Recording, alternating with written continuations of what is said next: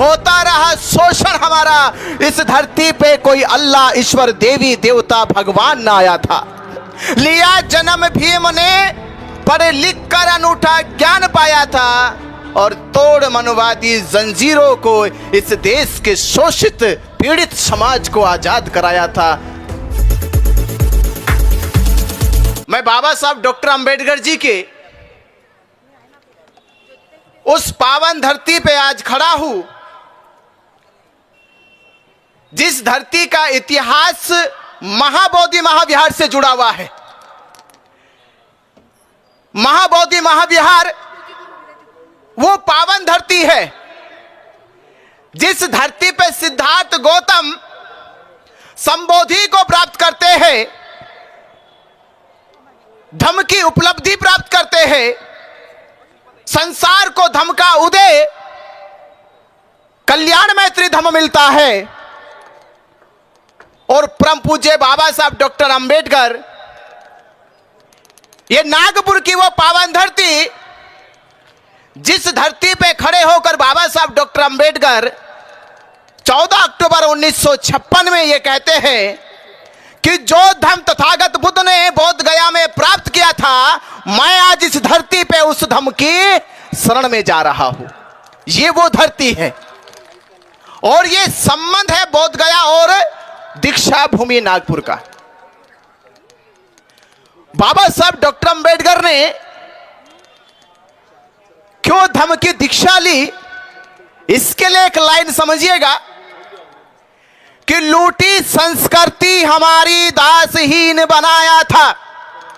यह संस्कृति का आंदोलन, यह विरासत को बचाने का आंदोलन, यह बहुजनों की अस्मिता को वापस लाने का आंदोलन, कि लूटी संस्कृति हमारी दासहीन बनाया था, बहू बेटी और बच्चों को घर के बाहर जलाया था, आंखों से टपके आंसू कोई फरियाद सुन ना पाया था। और होता रहा शोषण हमारा, होता रहा शोषण हमारा। इस धरती पे कोई अल्लाह ईश्वर देवी देवता भगवान ना आया था, कोई नहीं आया था। इस समाज पे जब शोषण हो रहा था, जब इसकी अस्मिता को लूटा जा रहा था, जब इसकी विरासत पे कब्जा किया जा रहा था, तब कोई नहीं आया। कौन आया? किसने जन्म लिया? कि लिया जन्म भीम ने, जगत में पढ़ लिख कर अनूठा ज्ञान पाया था। लिया जन्म भीम ने, पढ़ लिख कर अनूठा ज्ञान पाया था और तोड़ मनवादी जंजीरों को इस देश के शोषित पीड़ित समाज को आजाद कराया था। क्यों आजाद कराया था? इसलिए आजाद कराया था कि आप जब आजाद हो जाओगे, मुक्त हो जाओगे, जब आप ये जान जाओगे कि अब मेरा गौरव, मेरा स्वाभिमान जग गया है, तो अपने स्वाभिमान जगे हुए जीवन में अपनी खोई हुई विरासत को वापस लाने के लिए, एक खोई हुई विरासत लाने के लिए, इस समाज का अगर अस्तित्व जिंदा रहेगा, इस देश में देश की पहचान अगर जिंदा रहेगी, ये मैं आपसे पूछ रहा हूं, अगर आपकी शिक्षा, आपके संस्कार, आपकी संस्कृति, आपकी सभ्यता अगर आप नहीं बचा सके, अगर आप नहीं बचा सके, तो आपके जीवन का अस्तित्व समझ लो मर चुका। अगर आप अपनी अस्मिता को नहीं बचा सके, अपनी शिक्षा को नहीं बचा सके, अपनी धरोहर को नहीं बचा सके, तो हमारे जीवन का अस्तित्व मर चुका है। इससे बड़ा हमारे जीवन में क्या आंदोलन होगा, क्या मकसद होगा, क्या उद्देश्य होगा कि आप उस पावन पवित्र धरती को, जिस धरती पे बुद्ध ने संबोधि को प्राप्त किया और पूरे संसार को दुख मुक्त करके निर्वाण के मार्ग पे ले चले, आज वो पावन धरती महाबोधि महाविहार ये जगे हुए समाज से गुहार लगा रही है कि मेरी अस्मिता को बचा लो, मेरी अस्मिता को बचा लो। 135 साल से लगातार वो पंडे पुरोहित महाबोधि महाविहार की गरिमा को, महाबोधि महाविहार के सम्मान को ये वर्षों से कलंकित करने का काम कर रहे, अतिक्रमण करने का काम कर रहे, और हम हाथ पे हाथ रखे देखे जा रहे। ये कब तक चलेगा, कब तक हम देखेंगे? अरे आप याद करो, जब सिद्धार्थ गौतम कपिल वस्तु से निकले कि मैं एक ऐसे ज्ञान की खोज में निकल रहा हूं कि जब वो ज्ञान मुझे प्राप्त हो जाएगा संसार के सदा सदा के दुख समाप्त हो जाएंगे।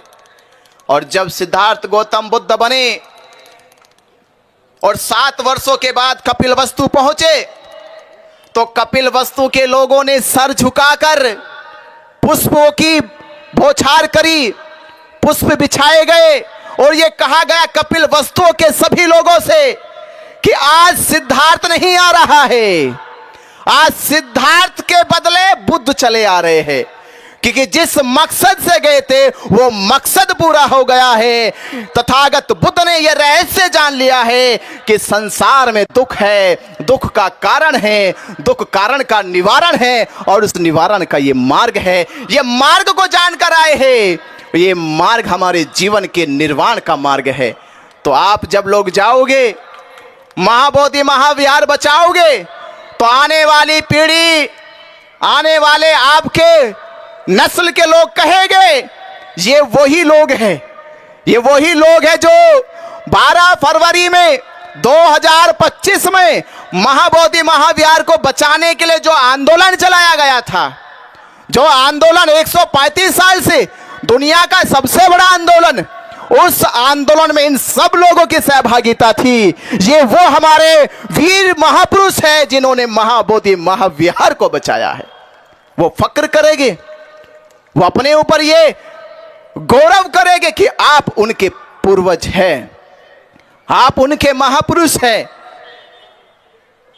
तो ये लड़ाई जीतने के लिए कैसे जीती जाएगी? हमसे किसी ने कहा कि आप तो बौद्ध भिक्षु हैं, आप तो गृह त्याग करके सन्यासी बने, भिक्षु बने, तो आप ये मांग क्यों कर रहे हो? क्यों महाबोधि महाविहार मांग रहे हो? मैंने क्या, किस मूर्ख ने कहा तुमसे? ये किस मूर्ख ने कहा कि हम महाबोधि महाविहार मांग रहे? महाबोधि महाविहार मांगा नहीं जा रहा, बल्कि बचाया जा रहा है। ये मांगने की लड़ाई नहीं है, ये बचाने की लड़ाई है। किससे बचाने की लड़ाई है?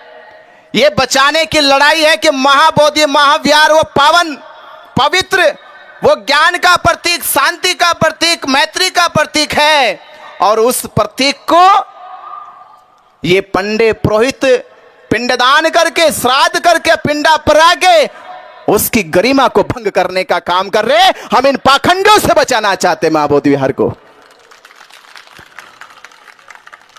हम महाबोधि महाविहार को, जो पूरी दुनिया इस श्रद्धा से दान देती है कि महाबोधि महाविहार में गया दान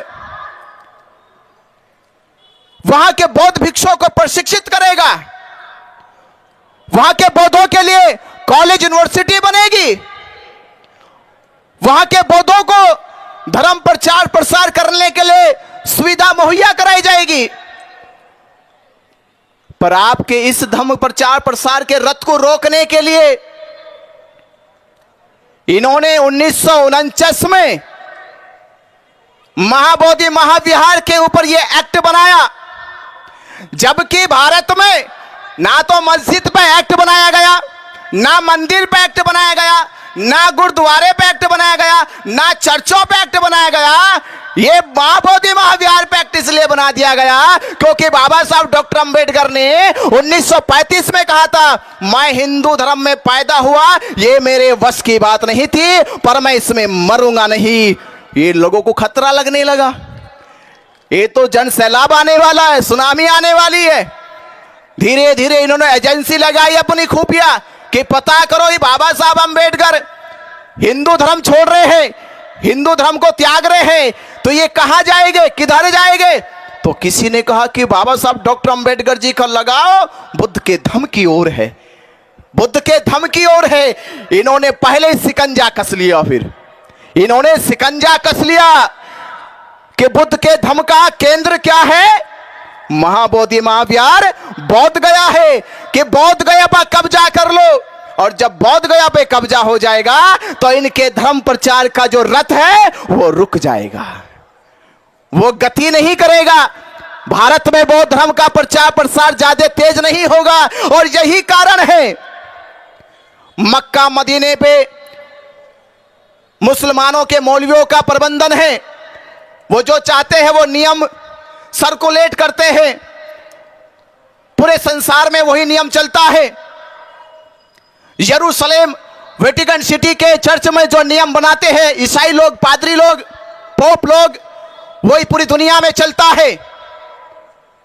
हिंदू लोग भी अपना नियम बनाते हैं, अपने कानून बनाते हैं, पर बौद्धों के पास अपना धर्म स्थल नहीं है। वो क्या नियम बनाएगा, क्या नियम सर्कुलेट करेगा? क्या बौद्धों के प्रचार के लिए वो बैठ के संगोष्ठी करेगा? और ये नहीं हुआ तो लोगों का विश्वास टूटने लगा। लोग कहने लगे, जैसे अभी अभी हमने मंचों से सुना और देश में जगह जगह कहा जा रहा है बौद्ध तो अल्पसंख्यक है, और हम मूर्ख लोग समझ भी गए हम अल्पसंख्यक है। हमें कहा गया बौद्ध अल्पसंख्यक है, जैन अल्पसंख्यक है, सिख अल्पसंख्यक है, और हम लोगों ने मान भी लिया कि हम अल्पसंख्यक है। आप मुझे बताओ, जो अल्पसंख्यक है आज तक उसे किसी ने अल्पसंख्यक नहीं कहा। जो अल्पसंख्यक है देश में उसे किसी ने अल्पसंख्यक नहीं कहा। बौद्ध इस देश का बहुसंख्यक है, जिसकी पहचान मैं बता रहा हूं। हमारे राष्ट्रीय ध्वज में जो अशोक चक्र है वो किनका है? वो बौद्ध धर्म का है। जो भारत रत्न दिया जाता है पीपल के पत्ते पे, वो किनका प्रतीक है? बौद्धों का प्रतीक है। जो अशोक लाट है वो किनका प्रतीक है? बौद्धों का। जो पक्षी है, राष्ट्रीय पक्षी मोर है, वो किनका प्रतीक है? बौद्धों का, मौर्य साम्राज्य का। भारत की जो आइडेंटिटी है, भारत की जो पहचान है, और प्रधानमंत्री और कुंभ मेले में योगी आदित्यनाथ कह रहे कि जब तक बुद्ध रहेंगे तब तक भारत रहेगा। तो इस भारत का या इस दुनिया में अगर कोई बहुसंख्यक है तो वो बौद्ध है। और इस देश में जो अल्पसंख्यक है वो कौन है? अल्पसंख्यक कौन है? ये भारत जान नहीं पाया हमारा। इस देश में अल्पसंख्यक कौन है बोलो? शास्त्रों के आधार पे उनके वर्णों में लिखा ब्राह्मण, क्षत्रिय, वैश्य, शूद्र। तो उन चारों वर्णों में सबसे कम संख्या किनकी? तो अल्पसंख्यक कौन हुआ? जो हिंदू धर्म का वो ढोल पीटते घूमते हैं, तो हिंदू धर्म की जितनी जातियां हैं उन जातियों में सबसे कम संख्या किनकी? तो अल्पसंख्यक कौन हुआ? पर देश उसे आज तक अल्पसंख्यक नहीं कहे, क्योंकि उसने अपने आप को बचा लिया, सेफ जोन में लेकर चला गया। क्योंकि अगर भारत के लोग जान गए कि ब्राह्मण अल्पसंख्यक है, तो फिर राम मंदिर में जो हिंदुओं के नाम पे उन्होंने कब्जा करा, हिंदुओं के नाम पे राम मंदिर पे कब्जा करा, और राम मंदिर का पुजारी कौन बन गया? ब्राह्मण बन गया। चंदे का पैसा ब्राह्मण खाएगा। और ये बीटीएमसी एक्ट भी, बीटीएमसी एक्ट में 4 हिंदुओं के तो जिक्र करा, पर हिंदू कौन? हिंदू कौन? हिंदू ब्राह्मण। इसका मतलब ब्राह्मण बड़ा चालाक आदमी है। वो हिंदुओं को आगे करके अपने अल्पसंख्यक अस्तित्व को बचा लेता है, और लगातार ये ऐसे हिंदुओं को जो SC ST OBC है उनका मूर्ख लंबे समय से, सदियों से बनाता रहा है, और उनके नाम पे मलाई और दान की लुटाई करता रहा है। पर अब ये बौद्ध समाज, 1949 का इतिहास कुछ और होगा। 1949 का इतिहास कुछ और होगा। भारत में बौद्ध गुमनाम होगा। इतिहास बदल गया है और आज का बौद्ध समाज जग गया है। आज का बौद्ध समाज जग गया है। विरासत उसकी है जो छीन के दफनाई गई है। अब ये बौद्ध समाज उस दफनाई गई विरासत को हाथों से नहीं, बातों से नहीं, ये सीने से भी छीन कर आपके ले लेगा। ये आपके सीने से भी आपके सामने से लेकर आएगा।